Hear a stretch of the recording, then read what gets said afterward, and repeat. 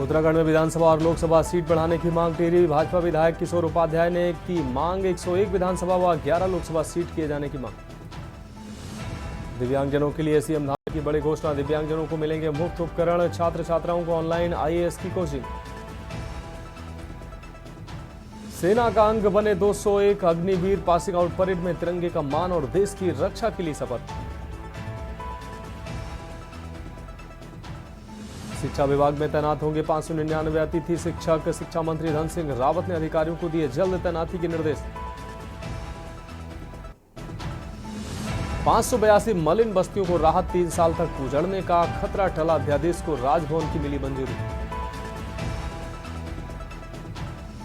और स्कूली बच्चों की शैक्षिक यात्रा के लिए एसओपी जारी। विभागीय अधिकारियों को भी किया गया अलर्ट।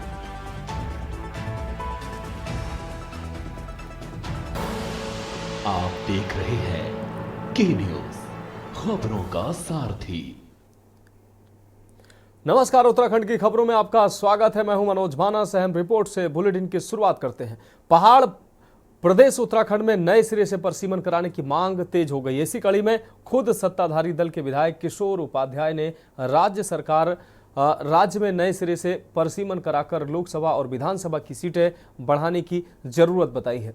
उन्होंने कहा कि राज्य में लोकसभा की 11 और विधानसभा की 101 सीटें बनाई जानी चाहिए। विधायक की ओर से इस संबंध में विधानसभा अध्यक्ष ऋतु खंडूरी भूषण को एक पत्र भी लिखा गया है। विधायक किशोर उपाध्याय ने कहा कि राज्य में पलायन और पर्वतीय क्षेत्रों की विषम भौगोलिक परिस्थितियों के कारण पर्वतीय क्षेत्रों में आबादी कम हो रही है। ऐसे में यदि आबादी के आधार पर परसीमन कराया गया तो 2027 से शुरू होने वाले परसीमन में पहाड़ की विधानसभा सीटों की संख्या घटने का खतरा रहेगा। उन्होंने कहा कि ऐसे में परसीमन का आधार क्षेत्रफल को मानते हुए नए सिरे से परसीमन तय किए जाने की जरूरत है। उत्तराखंड में नए जिलों की मांग के बीच राज्य में अब नए सिरे से परसीमन करने की मांग तेज हो गई। बीजेपी विधायक किशोर उपाध्याय ने राज्य में नए सिरे से परसीमन कराकर लोकसभा और विधानसभा की सीटें बढ़ाने की जरूरत बताई है। उन्होंने कहा कि राज्य में लोकसभा की 11 और विधानसभा की 101 सीटें बनाई जानी चाहिए। विधायक की ओर से इस संबंध में विधानसभा अध्यक्ष ऋतु खंडूरी भूषण को एक पत्र भी लिखा गया है। विधायक किशोर उपाध्याय ने कहा कि राज्य में पलायन और पर्वतीय क्षेत्रों की विषम भौगोलिक परिस्थितियों के कारण पर्वतीय क्षेत्रों में आबादी कम हो रही है। ऐसे में यदि आबादी के आधार पर परसीमन कराया गया तो 2027 से शुरू होने वाले परसीमन में पहाड़ की विधानसभा सीटों की संख्या घटने का खतरा रहेगा। नहीं, मेरी मांग नहीं, ये तो समय की आवश्यकता है। मैं अभी विधानसभा अध्यक्ष जी से मिला था और उनसे मैंने जो ज्वलंत हमारे समस्याएं हैं, मुद्दे हैं, जिसमें सबसे बड़ा मुद्दा नहीं तो जो राज्य की अवधारणा है वो ख़त्म हो जाती है। पर्वतीय क्षेत्र में जो विधानसभाएं हैं और पिछली बार भी जब परिसीमन हुआ था तो मैं तो सुप्रीम कोर्ट तक गया कि जो है वो विधानसभाओं की संख्या कम नहीं होनी चाहिए पर्वतीय क्षेत्र में। आप मैदान में बढ़ाइए, हमें कोई नहीं, लेकिन पर्वतीय क्षेत्रों में कम मत करिए। नहीं तो 16 सीटें कम हो रही थी और उस समय हम उसको उतना बना नहीं पाए, नहीं तो मेरे ख्याल से एक भी सीट कम नहीं होती। अब जैसे यहाँ देहरादून में, हरिद्वार में, उधम सिंह नगर में सीटें बढ़ गई हैं तो उससे लोगों में कोई अच्छा संदेश नहीं जा रहा है। तो मैंने पहली बात तो उनसे ये कही है, निवेदन किया है कि कम से कम 101 सीटें यहाँ विधानसभा में होनी चाहिए। बिल्कुल वाजिब बात है, लेकिन माननीय किशोर उपाध्याय जी का इस तरह से मीडिया में ये बात रखना समझ में नहीं आया। अटपटा इसलिए है क्योंकि वो सत्तारूढ़ दल के विधायक हैं। अच्छा होता कि वो अपनी केंद्र सरकार से और यहाँ राज्य में जो उनकी सरकार है उसके प्लेटफॉर्म पर ये बात रखते, क्योंकि सरकारें उनकी हैं और निर्णय भी उन्हीं को करना है। तो ऐसे में डुगडुगी पीटने से अच्छा होगा कि अपनी पार्टी प्लेटफॉर्म पर बात उठाएं, अपनी पार्टी के समक्ष आधार बताएं किस आधार पर वो ये कह रहे हैं और उसके बाद इसके लिए मशक्कत करें कि ये पॉसिबल हो पाए, क्योंकि ये जरूरी भी है। हमारा प्रदेश छोटा जरूर है लेकिन इसकी जो दुर्गम स्थितियां हैं, परिस्थितियां हैं, जो भौगोलिक विषमताएं हैं, उसके मद्देनजर जो प्रतिनिधित्व की बात उन्होंने कही है उसको बढ़ना ही चाहिए। देखिए, भाजपा विधायक किशोर उपाध्याय ने जो मांग की है ये उनकी अपना दृष्टिकोण होगा, जिस दृष्टिकोण के तहत उन्होंने ये कहा है। लेकिन परिसीमन एक संवैधानिक व्यवस्था है और उसके कुछ मानक हैं और उन्हीं मानकों के तहत देश में लोकसभा, राज्यसभा, विधानसभाओं का परिसीमन किया जाता है। ठीक है, अब उनकी मांग जो है वो संवैधानिक व्यवस्था की कसौटी पर कितनी खरी है ये तो परीक्षण का विषय है, ठीक है। लेकिन अगर उनका दृष्टिकोण उत्तराखंड के विकास को लेकर के है तो एक बड़ा सवाल उठता है कि क्या विधायक और सांसदों के बढ़ने से ही क्षेत्र का विकास संभव होता है ना। क्योंकि विधायक और सांसद चाहे कितने भी बढ़ जाएं, लेकिन सरकार में सरकार का जो ढांचा होता है वो किसी भी राज्य के या देश के विकास के लिए, नीति निर्माण के लिए महत्वपूर्ण होता है, ठीक है। तो 13 जिलों के इस राज्य में जहां 70 से ज़्यादा विधानसभाएं हैं, 70 विधायक हैं, तो इन 70 विधायक अगर अपने क्षेत्र के विकास को लेकर के अगर जागरूक हों तो अपने क्षेत्रों का विकास वैसे ही संभव हो जाएगा। आपको बता दें कि उत्तराखंड में वर्ष 2002 में पहला परसीमन राज्य में हुआ था। परसीमन आयोग का गठन होने से पहले ही नए राज्य उत्तराखंड का परसीमन हो चुका था, जिसे राज्य के पहले चुनाव में लागू किया गया। इसके बाद 2002 के बाद प्रदेश में 2007 में दूसरा परसीमन हुआ था। इसके बाद जनसंख्या के लिहाज से सरकार ने रियायत भी दी। बावजूद इसके पहाड़ का नेतृत्व घटने लगा। यही चिंता किशोर उपाध्याय को भी है। इसी वजह से उन्होंने सरकार से आबादी के आधार पर परसीमन न कराकर क्षेत्र के आधार पर परसीमन कराने की मांग की। भाजपा संगठन ने भी विधायक की इस मांग का समर्थन किया है। देखिए, विपक्ष को अपना काम करना है, लेकिन परसीमन तो होना है ना। ये तो 2026 में पूरे भारत का परसीमन होना है। तो अगर विधायक ने चिंता जताई है कि क्षेत्रफल बड़ा होता है पहाड़ में और उसका प्रतिनिधित्व तो कम होता है, वनस्पत घनत्व के अगर मैदान में देखें तो उसका घनत्व और पहाड़ का घनत्व अंतर है। तो अगर जनप्रतिनिधि बढ़ने हैं तो निश्चित स्वागत योग्य है, क्यों न बढ़े। और लोकसभा जब पहले थी तब जनसंख्या कम थी। अब धीरे धीरे आप देखेंगे हरिद्वार और उधम सिंह नगर और देहरादून के अगर तराई क्षेत्र को ही देखें तो जनसंख्या बहुत हो गई। देखिए, इसमें जो उन्होंने सीटें बढ़ाने की बात की है, कुछ तो हद तक हम उसको मान सकते हैं कि ठीक है, लेकिन कहीं ऐसा ना हो कि सिर्फ वो अपने एक कुनबा अपने विधायकों के लिए राहतें देने के लिए ये काम कर रहे हो तो गलत है। पर जहां तक परसीमन की बात कर रहे हैं, वो जनसंख्या बिल्कुल ना हो। वो जो है पहाड़, हमारा क्षेत्र जो उत्तराखंड है वो एक पहाड़ी क्षेत्र है, विषम भौगोलिक परिस्थितियों का क्षेत्र है। यहाँ पर जो अगर विधायकों की संख्या और सांसदों की संख्या बढ़ती है तो ये उचित है, लेकिन ये बिल्कुल जनसंख्या के आधार पर बिल्कुल नहीं होना चाहिए। आपको बता दें कि अभी जब लोकसभा चुनाव हुए थे और वर्तमान में जो केदारनाथ विधानसभा का जो उपचुनाव हुआ है, इसमें हमने खुद देखा है कि एक विधायक को जो 15 दिन का जो अपना प्रचार प्रसार का समय भी मिलता है वो नाकाफी होता है। ऐसी स्थिति में जो सड़कों का नेटवर्क भी एक खास से मायने रखता है कि वो भी नहीं है।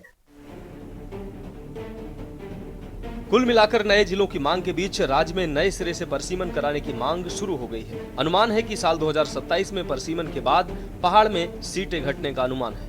इसको देखते हुए आबादी के आधार पर परसीमन न कराकर क्षेत्रफल के आधार पर परसीमन कराने की मांग की जा रही है। हालांकि अब सवाल ये है कि क्या संवैधानिक लिहाज से किशोर उपाध्याय की मांग जायज है? क्या सरकार किशोर उपाध्याय की मांग को पूरा करेगी? क्या पहाड़ प्रदेश में पहाड़ की सीटें और घटेंगी? आखिर क्यों पहाड़ में आबादी का घनत्व लगातार घटता जा रहा है? Uttarakhand desk report.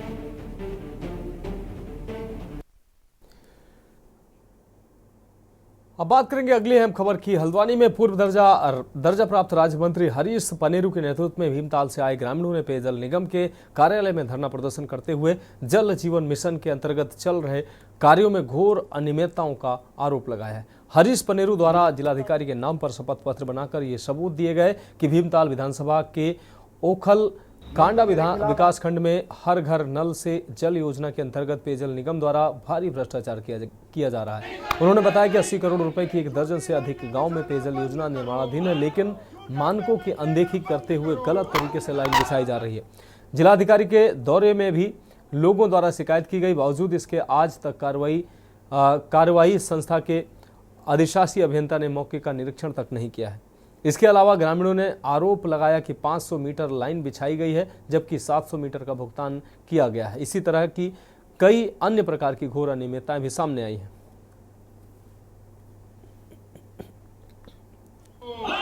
जो पेमेंट लेना बंद करो।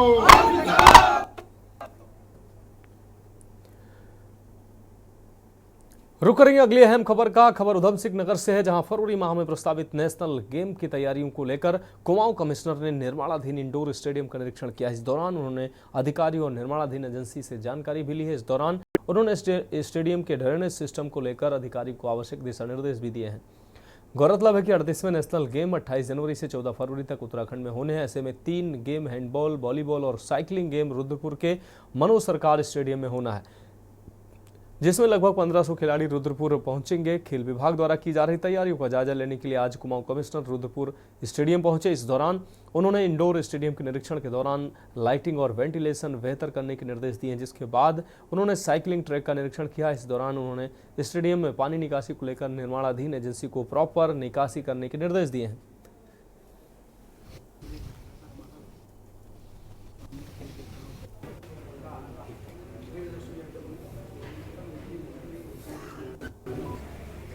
इसमें नेशनल गेम्स तो होने वाले हैं और 3 इवेंट्स यहाँ पे हो रहे हैं।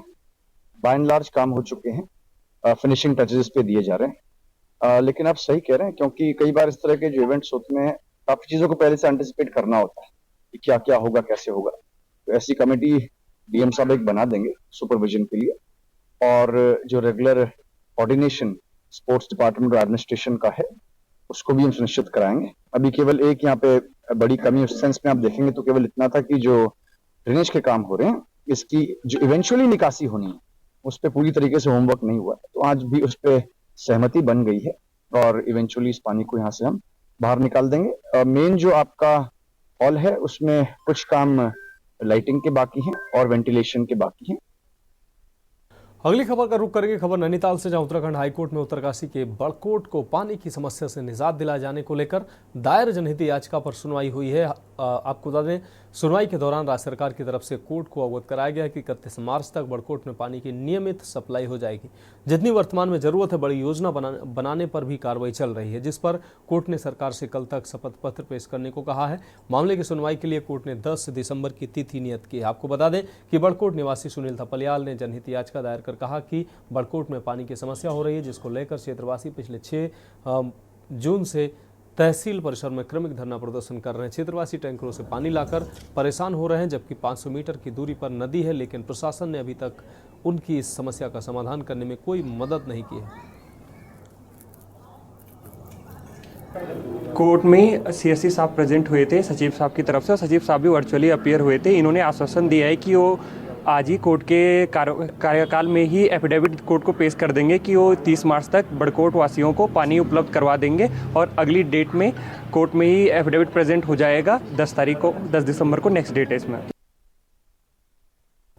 बढ़ेंगे अगली खबर की ओर। हल्द्वानी के लाल कुआं में मंगलवार सुबह हुए दर्दनाक सड़क हादसे के बाद राष्ट्रीय राजमार्ग द्वारा जगह जगह पर बनाए गए अनावश्यक कट में सिग्नल लगाए जाने के निर्देश दिए गए हैं।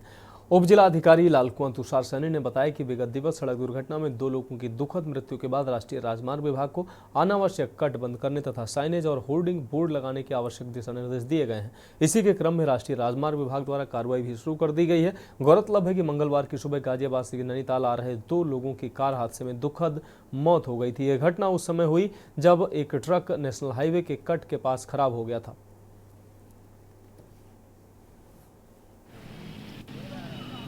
कल का जो दुखद दुर्घटना हुई उसके बाद हमने एनएच को निर्देश दे दिए गए हैं कि जो अभी प्रॉपर साइनेजेस हैं जहाँ पर भी आवश्यकता है वो लगाए जाएं, और जो भी अनावश्यक कट हैं यथासंभव उनको क्लोज़ कर दिया जाए, जिससे कि रात को जो है वो इस तरह की दुर्घटनाओं से बचा जा सके। इसमें एनएच की टीम ने आज से कार्य शुरू भी कर दिया है।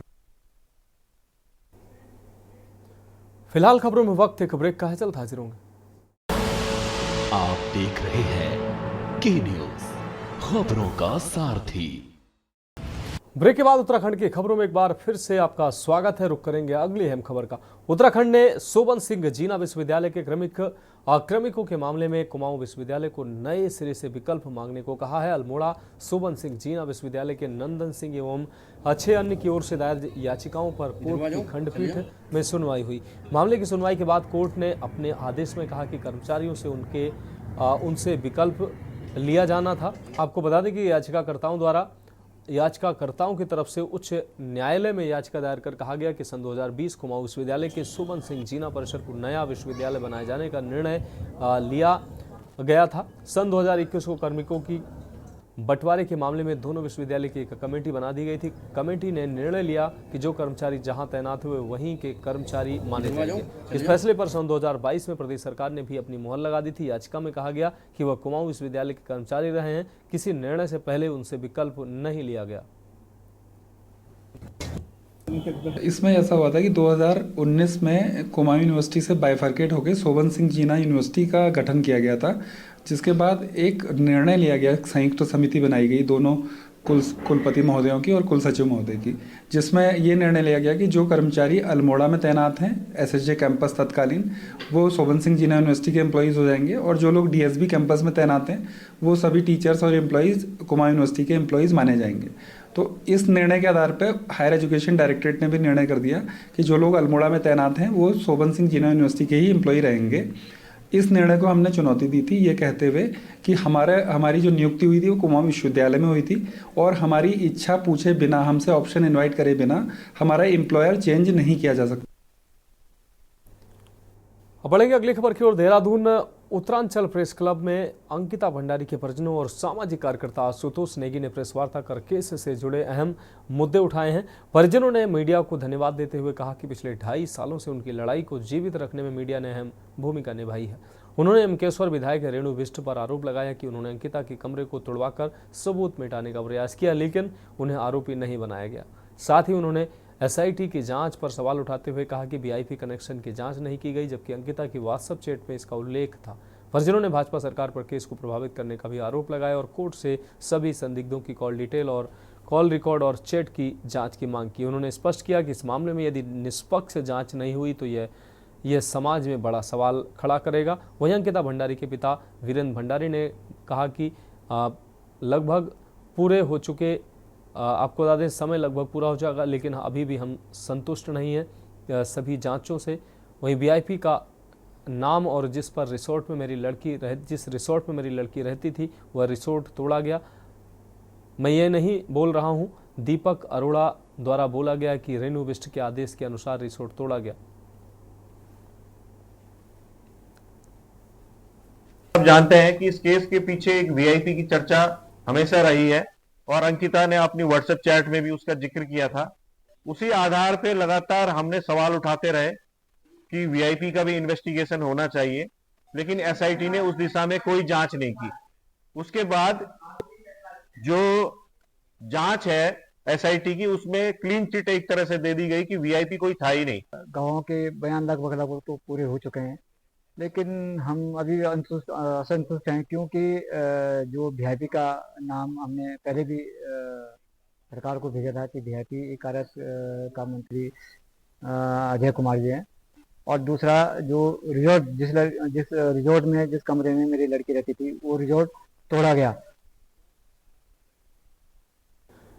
बढ़ेंगे अगली खबर की ओर। खबर गदरपुर से, जहां उधम सिंह नगर के जिला आबकारी अधिकारी राजीव चौहान को तीसरी बार सरकार ने जिले में आबकारी अधिकारी के पद पर नियुक्ति किया है।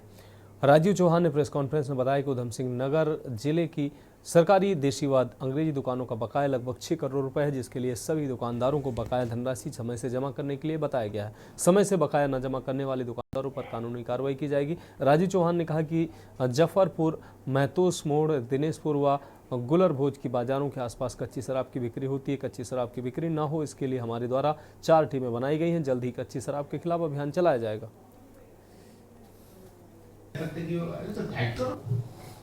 मैंने 4 टीमों का गठन किया है। आप देख भी रहे होंगे, लगातार हम इनके मुख्य स्थल जो है कच्ची शराब बनाने के निर्माण जहाँ पे होता है, जो अवैध भट्टियाँ हैं उन पर लगातार हम प्रहार कर रहे हैं।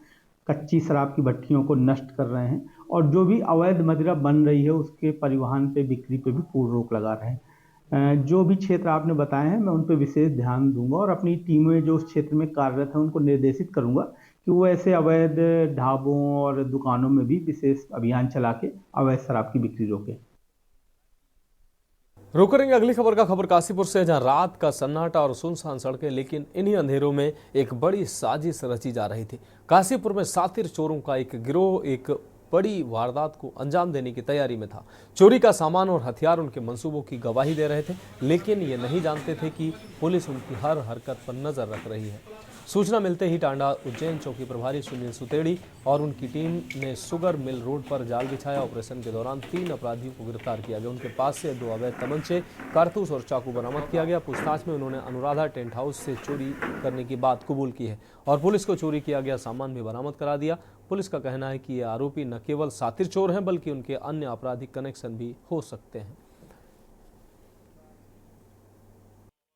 लगातार सूचना आ रही थी कि कुछ संदिग्ध लोग जो हैं वो घूम रहे हैं और चोरी भी कर सकते हैं। तो कल भी ऐसी सूचना आई तो हमारे सब इंस्पेक्टर सुनील को एक सूचना आई थी, तो ये अपनी टीम लेके मौके पे गए तो शुगर मिल के पास 3 लोग संदिग्ध अवस्था में घूमते हुए मिले। तो जब उनकी तलाशी ली गई तो 2 लोगों से तमंचे और जिंदा कारतूस बरामद हुआ और 1 से अधिक चाकू बरामद हुआ।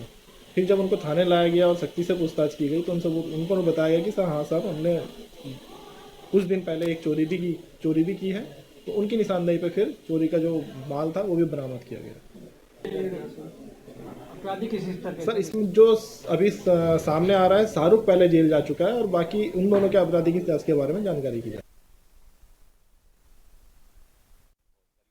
बढ़ेंगे अगली खबर की ओर। हल्द्वानी के गौला पुल के पास बने टचिंग ग्राउंड के लाखों टन कूड़े में एक बार फिर आग लग गई है, जिससे पूरे इलाके में प्रदूषित धुआं फैल गया है। इस वजह से लोगों को सांस लेने में परेशानी हो रही है।